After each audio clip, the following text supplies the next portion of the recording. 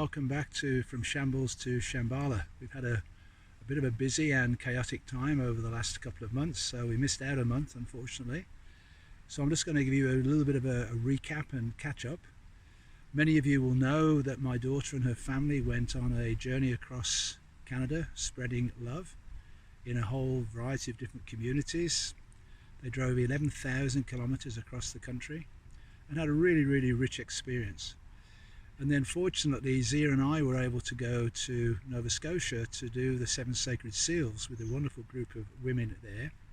And so we actually managed to connect with the family when they were in New Brunswick, and total surprise for the 2 grandsons, which was just a great moment to reconnect and for them to feel this sense of home and Papa.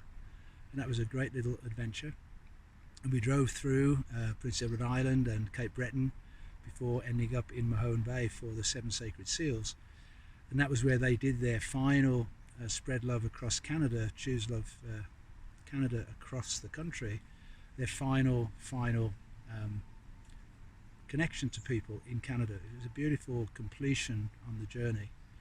We had done a dispatcho, a medicine bundle on the west coast, where Cameron, my daughter's husband, put the dispatcho out in the Pacific Ocean, and then we built another one through Zia's wonderful ability with building dispatchos in Mahone Bay, Nova Scotia, and he went out on his paddleboard again and dropped it into the Atlantic Ocean. So we had this beautiful completion of the journey across the country. They're now making their way down through the United States, heading towards Mexico, having some incredibly wonderful experiences as they go. And of course, in the meantime, we had this devastating tornado storm hit the very places where we were in New Brunswick, Nova Scotia, Prince Edward Island and Cape Breton. And we really open our hearts to those people who've suffered as a result of that, particularly the loss of homes and devastation of homes. And now we've got this second hurricane coming up the coast from Florida. So we really want to hold that space of love in our hearts for everyone who's been affected. I just want to also look into the future somewhat, into the month of October, because we've got some very important, powerful events coming up later on in the month. And it begins on October the 22nd, when the Sun and Venus will be in a perfect conjunction, right on the edge of stepping out of Libra and into Scorpio. So they'll be working together as a team, but at the same time we have the last of the Saturn Uranus squares taking place at 18 degrees, Uranus in Taurus and Saturn in Aquarius. And last year, if you remember, there were 3 different occasions when they came into this precise square as they went retrograde at different times. And this is the final one. So now they move on from each other. So this is like almost like the final stress test of that square.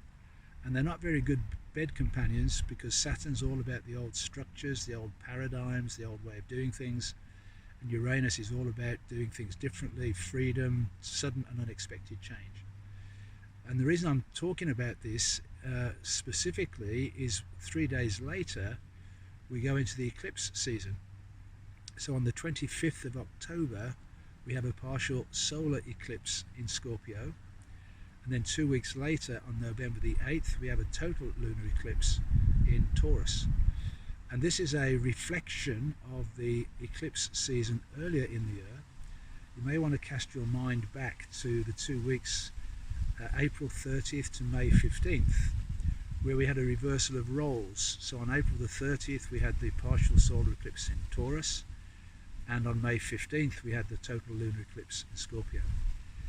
That pair was all about reviewing and looking into the last 7 years and what's been taking place in your life, and to decide whether you want to continue as you are from that 7-year period, or to refine it, or to make some significant changes. And so from my perspective, I feel as if this space between the 2 sets of eclipses has been this opportunity for us to really dig deep and see what we want to let go of for all time from now on, and what we want to step into for our future self. And that eclipse in Taurus is all about seeding the new energies into the new Earth, which began on that May 15th date and comes to completion on that November the 8th date. This Saturn Uranus square feels like it's a final shake-up call for all of us to really dig into what really matters and how we're going to move forward. I do suspect there are going to be some further revealings of the truth, that there could be crashes in different markets, in different systems. So without dropping into panic or fear, we do want to prepare ourselves on all levels for what could possibly take place. And even right now, as I'm speaking, first few days of October, there's already pretty significant concern about the financial systems in the world. So we want to remain in the highest frequency that we can, keeping an eye on what's going on in the world, but not allowing whatever is happening to bring us down into a lower frequency or into panic or into fear, and hold to that highest frequency that you can in your heart, working with the gold frequency of purification, and having the trust and confidence that this is all going to work out really well in the end, but we've got to go through this chaotic time until we can get there. And I do feel that this next month is going to be one of those very chaotic times for us to navigate through. So I wish you luck on your journey through this month, and we will reconnect again at the beginning of November, right in that eclipse season, and we'll reflect upon what is happening at that time. Much love to you all.